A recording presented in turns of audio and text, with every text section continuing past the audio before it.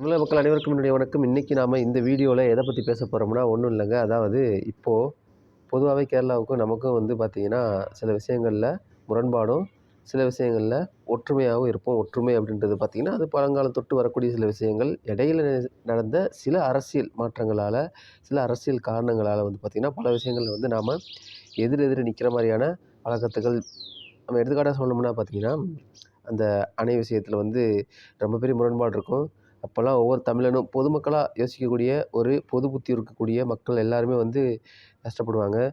தமிழர்கள் அனைவருமே மலையாளம் சார்ந்த எல்லாரையுமே தன் சகோதரர்களாகவும், தன்னோட வழியை சொந்தக்காரங்களா தான் பார்த்துட்டுருக்கோம். ஆனாலும் எல்லா மலையாளியும் அப்படி நினைக்கிறாங்களான்னா, அது ஒரு கொஸ்டின் மார்க் தான். இன்னும் அவங்களோட எண்ணங்கள் சில நேரங்கள்ல வேறு மாரி வெளிப்பட்டுருக்கு. அது நமக்கான வருத்தத்த நானே சில நேரங்கள்ல அத அனுபவிச்சிருக்கேன். ரொம்ப சிம்பிளா சொல்லணும்னா, ஒரு டைம் ஆட்டோல போகும்போது தமிழன்னு தெரிஞ்சதுக்கப்புறம் அவரோட அந்த நடவடிக்கையே வேற மாரி இருந்துச்சு. அதே மாரி சில பேர் எங்கேயுமே அந்த மாநிலத்துக்காரங்க அப்படின்ற உடனே ஏமாத்தக்கூடிய ஆட்கள் இங்கேயும் இருக்காங்க. ஆனாலும் ஒரு ஏமாத்துறது அது வேற. இவன் தான் இந்த ஒரு குறிப்பிட்ட ஆளு தான் அப்படின்னு சொல்லிட்டு தன்னோட பிஹேவியர மாத்துறதும் ஒரு வேற மாரியான ஒரு விஷயம் தான்.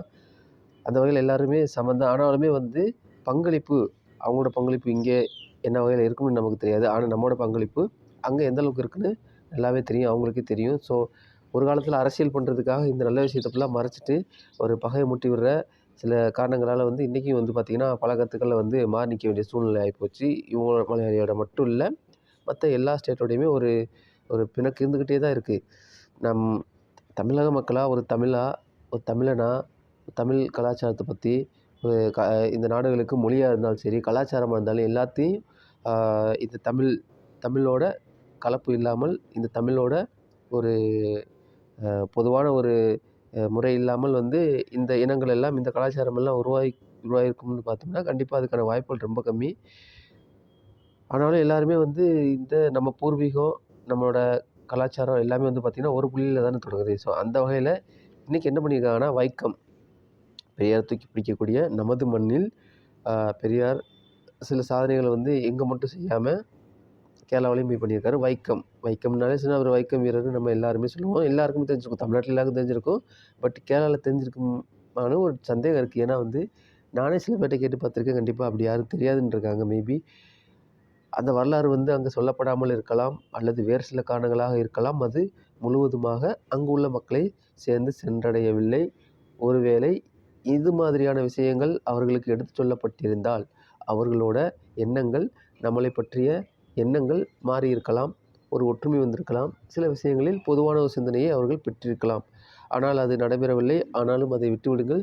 நாம் பேச வந்தது இப்பொழுது தமிழக அரசு அங்கு வைக்கத்தில் அந்த 100வது விழாவை கொண்டாடுவதற்காக அ நமது முதலமைச்சர் அவர்கள் அங்கு சென்றிருக்கிறார்.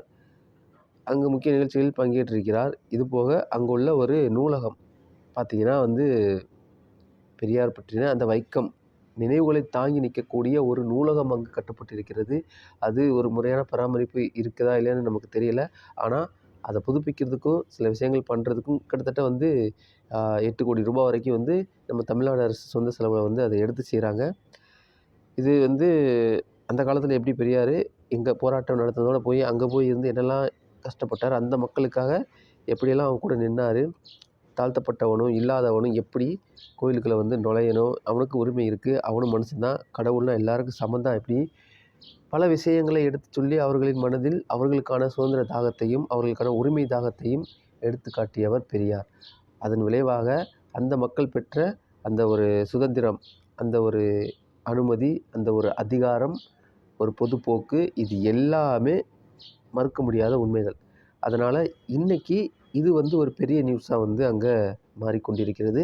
அப்படி மாறிக்கொண்டிருக்கிற இந்த வேளையில பார்த்தீங்கன்னா, நிச்சயமா அவர்கள் ஒரு கண்ணோட்டத்தை வளர்த்துக் கொள்வார்கள்.